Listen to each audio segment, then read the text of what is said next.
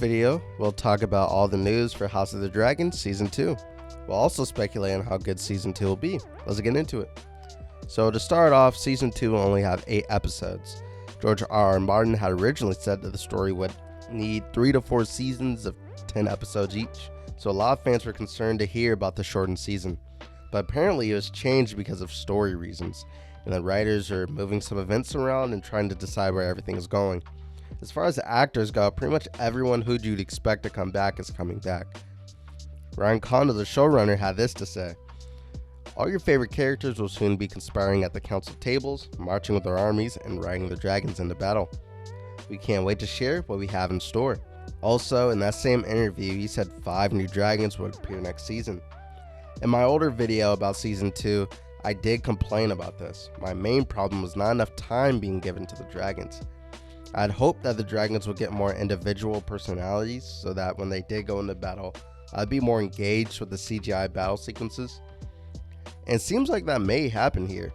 More about that in the speculation section of the video. Aegon's actor Tom Glencarney also had this to say about Aegon's characterization: "Looking forward to having Aegon have a lot more meat to get his teeth stuck into and to cause more havoc. Really, which he does so well. My issue with Aegon is that he barely got enough screen time, and this made him a black and white villain. There didn't seem to be a whole lot of time or nuance with his character, which also damaged the discourse between being Team Black or Team Green, in my opinion. It's harder to be on Team Green when most of its members are dehumanized. But that said, let's speculate on how good Season 2 will be with the given news and information we have. Overall, I think Season 2 will be better than Season 1, and especially when it comes to pace. There's a much slower pace in Season 1 since the show had to set up the world and all of its characters.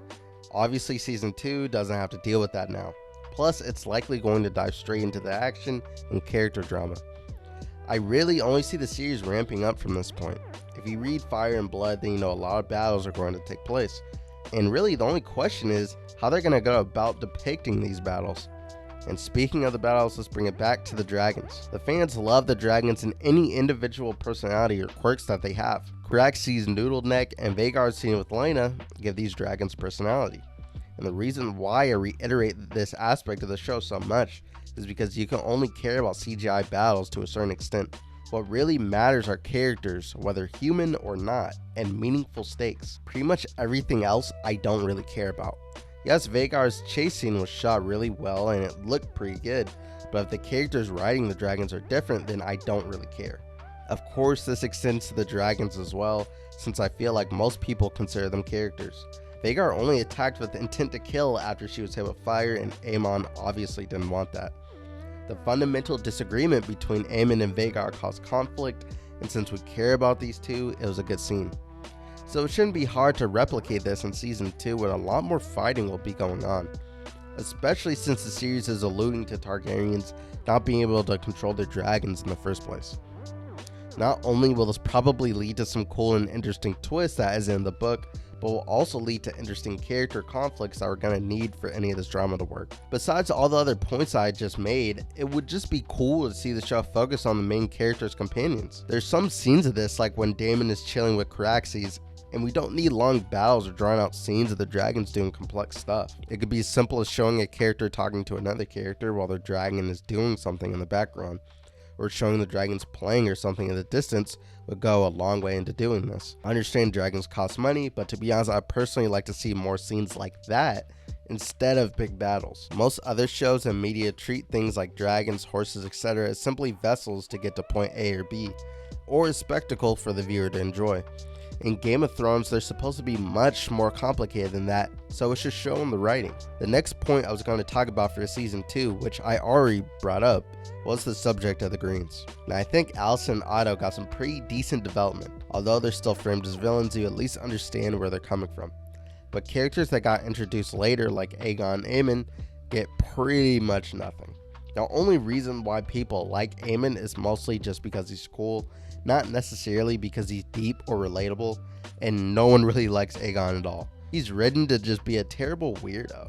But that being said, it was obvious that they were under time constraints when it came to representing the Greens. In Season 1 alone, they had to introduce like 5 child characters at the same time midway through the season. and it's made even worse by the fact that the Greens have another prince that they haven't even introduced yet, and he's the most charismatic of them all.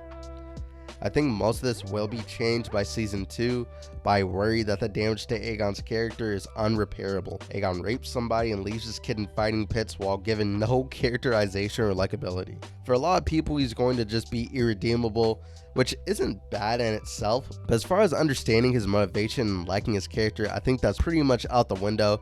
People are probably going to just hate him from day one. As far as Aemon goes, I think he's only going to be more well liked as the series goes on, and he'll only have more chances to show off his coolness. Otto, I suspect, will take a backseat as much of his work was finished in season 1. His main role was just to instigate the Dance of the Dragons. Otto for me wasn't super interesting anyway, to be honest. While there was some discussion I had about whether Otto was doing everything for the good of the realm or not, the end result is that a whole bunch of people are going to die because of the war. His attempts to put his kin on the throne were very concerning. Before this video ends, I do want to talk about the battle sequences themselves and the action we'll see in season 2 inevitably. I think most people watch this show because of politics and character drama, not necessarily because of the action. The first thing that comes to my mind was when Daemon was fighting on the stepping stones. I personally don't like this scene because the action has a lot of plot armor in it, but it was obvious that this scene was here to serve the overall plot and be satisfied in that way. Of course, you have to wonder what the actual dragon fighting scenes will be like, since we really haven't seen a real dragon versus dragon fight yet. Aemon versus Luke was pretty much just a murder. Actors have said that they have to keep in good physical shape for the scenes though, so we can only wonder what's going on in front of the camera so far. In the meantime, I'm going to try and finish Blood and Fire, and if you're interested, you could listen to the book on Audible. You can click my link down below to get the book, and that helps out me and my channel. Besides that, if you want to hear any more speculation about Game of Thrones content in general, then subscribe. Alright, see ya.